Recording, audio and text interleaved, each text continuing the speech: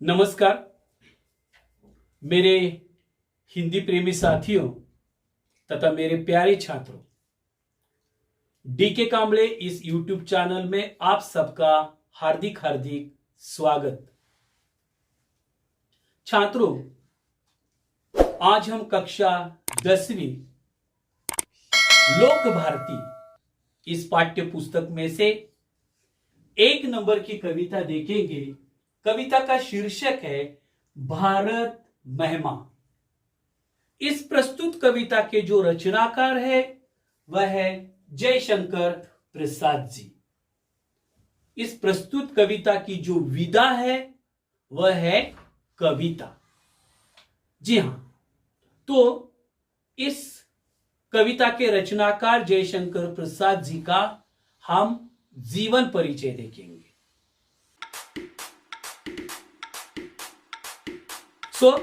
इस कविता को हम देखेंगे। हिमालय के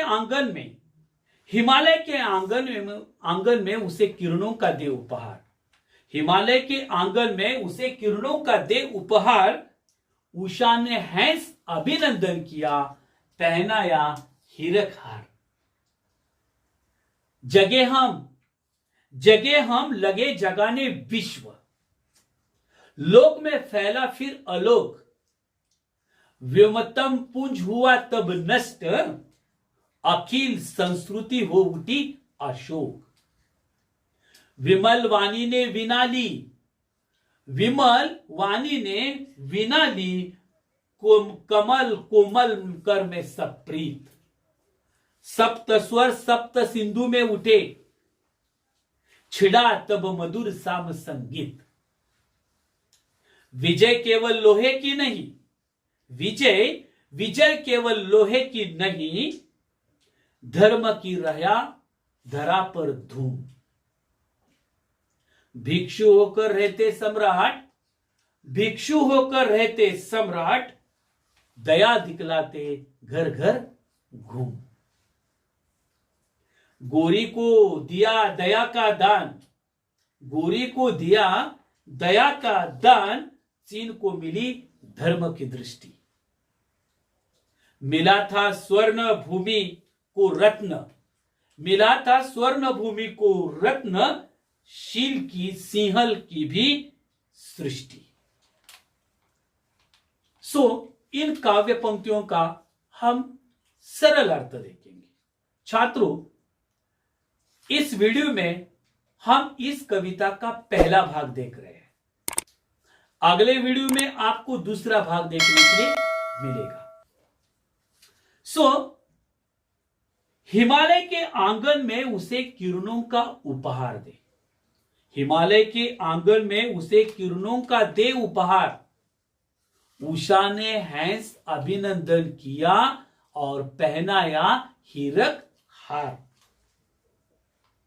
कवि का कहना है उपहार यानी भेंट, तोहफा, उषा यानी किरणें, है ना, हीरक यानी हीरा। इसका अर्थ क्या है?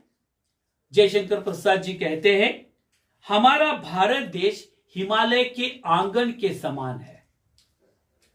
प्रतिदिन उषा भारत को सूर्य के किरणों का उपहार देती है। तब ऐसा लगता है मानो हंसकर वह भारत भूमि का अभिनंदन कर रही है ना। ओस की बूंदों पर जब सूर्य की किरणें पड़ती है तब ऐसा लगता है मानो उषा ने भारत को हीरों का हार पहनाया है ना। नेक्स्ट, जगे हम लगे जगाने विश्व। लोक में फैला फिर आलोक। व्योमतम पुंज हुआ तब नष्ट। अखिल संस्कृति हो उठी अशोक। व्योमोत्तम मतलब आकाश, आलोक यानी प्रकाश, अशोक हमारे महान प्रतापी राजा सम्राट अशोक, है ना। तो इसमें जयशंकर प्रसाद जी क्या कहते हैं?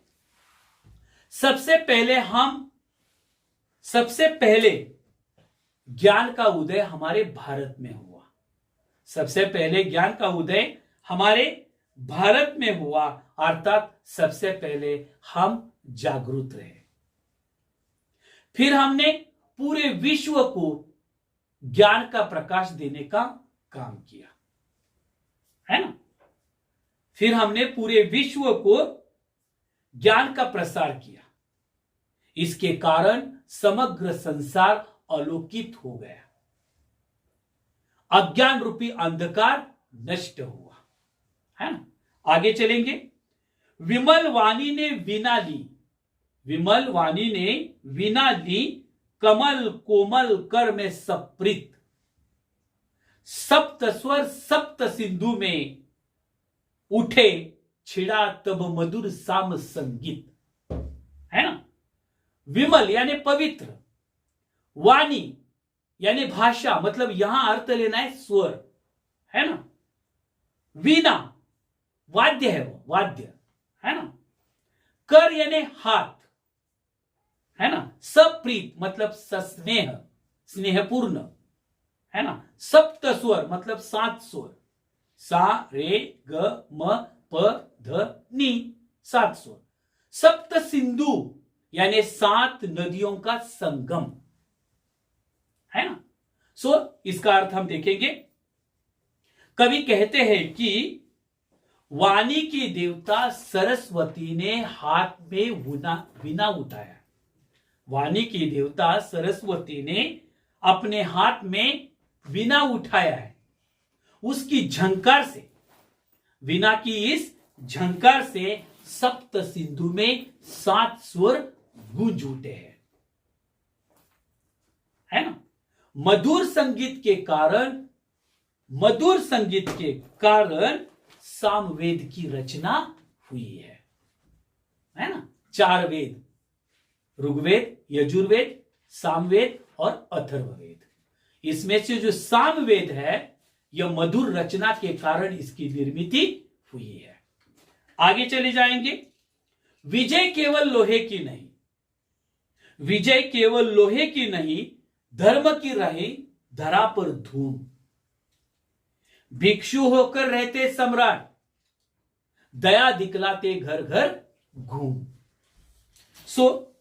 भिक्षु यानी बौद्ध धर्म का प्रसार प्रचार करने वालों को भिक्षु कहते हैं। धरा यानी धरती, पृथ्वी, धूम यानी बोलबाला, है ना। तो इसका अर्थ देखेंगे हम। कभी क्या कहते हैं, भारत ने केवल शस्त्रों के बल पर विजय प्राप्त नहीं किया, भारत ने केवल शस्त्रों के बल पर विजय प्राप्त नहीं किया, यहां के लोगों के मन में धर्म की प्रखर भावना रही है।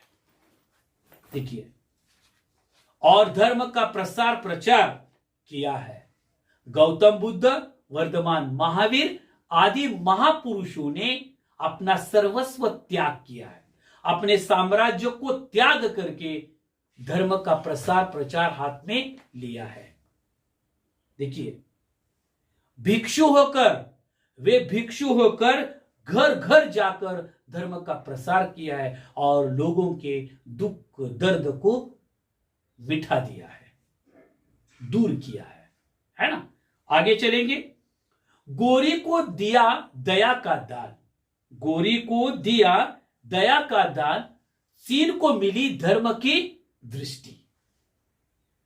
मिला था स्वर्ण भूमि को रत्न, मिला था स्वर्ण भूमि को रत्न, शील की सिंहल की भी सृष्टि। आगे कहते हैं, गोरी यानी मोहम्मद गोरी, है ना। शील यानी इज्जत, और सिंहल श्रीलंका का पुराना नाम सिंहल। कवि क्या कहते हैं, देखिए, हमने मोहम्मद गोरी को युद्ध में पराजित किया था, हराया था। हमने मोहम्मद गोरी को युद्ध में पराजित किया था, हराया था, लेकिन फिर भी हमने उसे दया दिखलाई थी, हमने उसे दया दिखलाई थी, है ना। हमारे देश के कारण चीन को धर्म की दृष्टि मिली है, हमारे देश के कारण चीन को धर्म की दृष्टि मिली है। इतना ही नहीं बल्कि जावा और श्रीलंका के लोगों को पंचशील के सिद्धांत हमारे देश के कारण मिले हुए हैं। इतना हमारा भारत देश परंपराओं से भरा हुआ है, जिसका इतिहास काफी प्राचीन इतिहास है, जिसकी विरासत काफी प्राचीन विरासत है। सो छात्रों, अब हम यहां रुकेंगे। अगला वीडियो फिर आपको डीके कांबळे इस यूट्यूब चैनल पर दिखाई देगा। तब तक आपसे विदा लेता हूं। डीके कांबळे इस यूट्यूब चैनल को आप प्लीज सब्सक्राइब करें, इस वीडियो को लाइक करें, शेयर करें। धन्यवाद। Thank you.